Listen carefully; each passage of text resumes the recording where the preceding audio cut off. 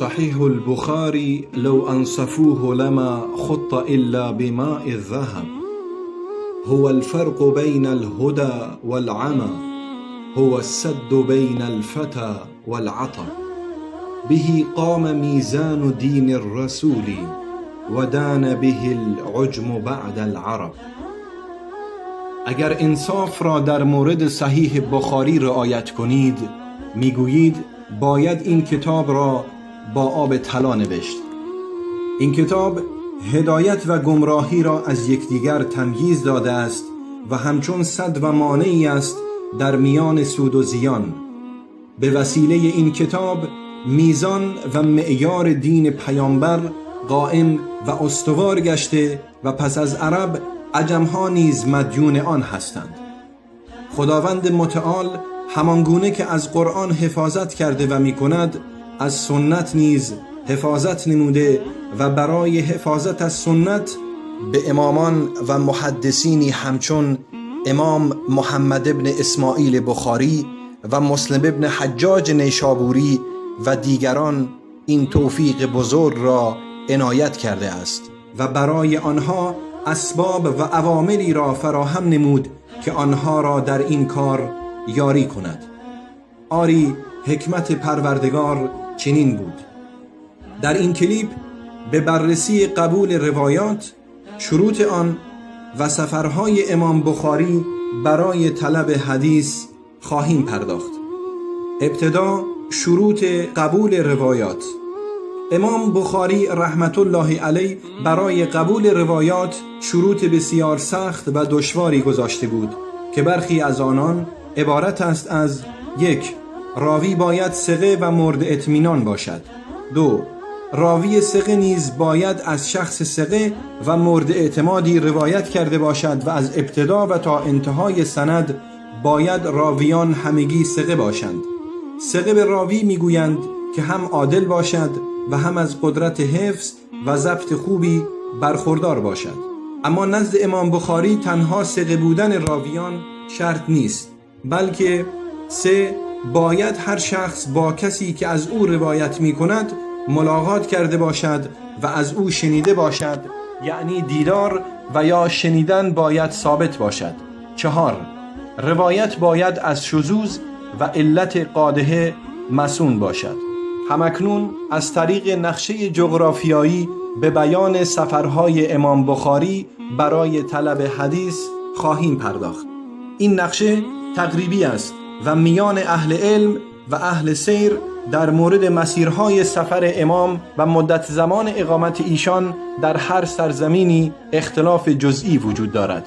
امام بخاری رحمت الله علیه در ابتدا در سرزمین خود یعنی بخارا شروع به فراگیری حدیث نمود و احادیث را در بخارا از اساتید خود فرا گرفت.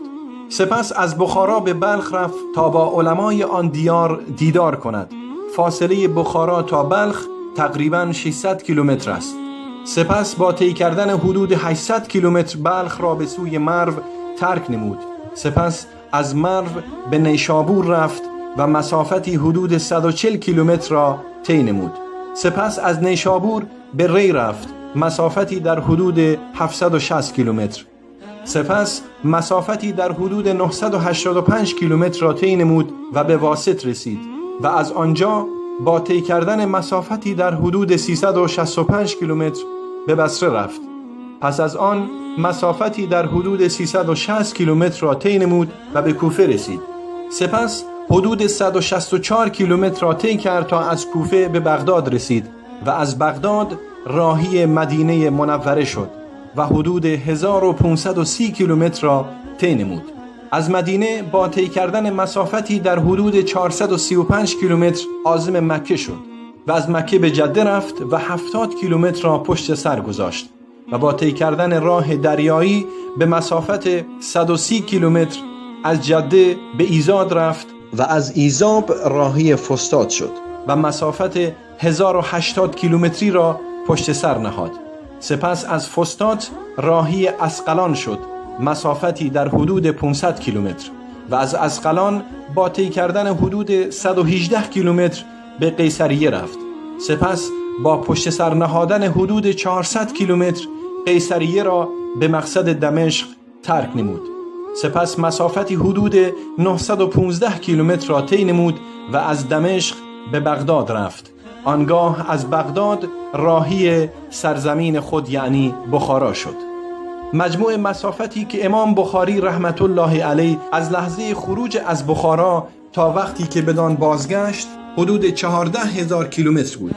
ایشان بخشی از این مسافت را با پای پیاده و بخشی را سوار بر مرکب طی نمود. امام بخاری رحمت الله علیه نزدیک به 16 سال از عمر مبارک خیش را در سیر و سفر علمی گذراند و هزاران کیلومتر را طی کرد و از شهری به شهر دیگر رفت تا اینکه کتاب حدیث خود را از اساتید و راویان برای ما روایت کند. امام بخاری رحمت الله علیه بعد از این سفر علمی این کتاب را بر علما و اساتید بزرگ و بزرگترین حافظان سنت و امامان دین در عصر خیش عرضه نمود. امامانی همچون احمد ابن حنبل، یحیی ابن معین، علی المدینی و دیگران. علما و اساتید و حافظان سنت کتاب ایشان را مطالعه نمودند. سپس امام بخاری را امتحان نمودند و نتیجه این شد که این علما کتاب امام بخاری را تحسین نمودند و بر صحت و درستی این کتاب گواهی دادند و تنها در 4 حدیث بر ایشان نقد وارد کردند، یعنی چیزی کمتر از 1/1000 کتاب ایشان. به علاوه نقد این علما نقدی عالمانه بود و مستند به علم حدیث و بنابر همان شروط بسیار سختی بود که امام بخاری برای نقل احادیث مد نظر قرار داده بود. آنها احادیث امام را از این منظر بررسی کردند که آیا با شروط امام سازگاری دارد یا خیر، نه اینکه ببینند آیا این احادیث موافق عقل و اندیشه آنان است یا خیر. با این وجود امام بخاری پس از اینکه علما کتابش را مورد بررسی قرار دادند چندین مرتبه به کتاب خود رجوع کرده و تجدید نظر نمود و صحت و درستی این کتاب را تضمین نمود. در نتیجه این عمل امام بخاری حاصل یک تلاش فردی نیست، بلکه نتیجه یک تلاش گروهی است و مستند به معیارها و استانداردهای بالای علمی است و با دقت و تخصص شگرفی انجام شده است. باید گفت امام بخاری معصوم نبود. هیچ یک از ما نیز چنین نخواهیم گفت، بلکه ایشان در زندگی روزمره خیش گاهی هم اشتباه می کرد. نه اینکه امام بخاری معصوم باشد و از کمال ذاتی بهره‌مند باشد، بلکه به خاطر کمال منهج و روش امام بخاری است که او را از اشتباه مصون می دارد.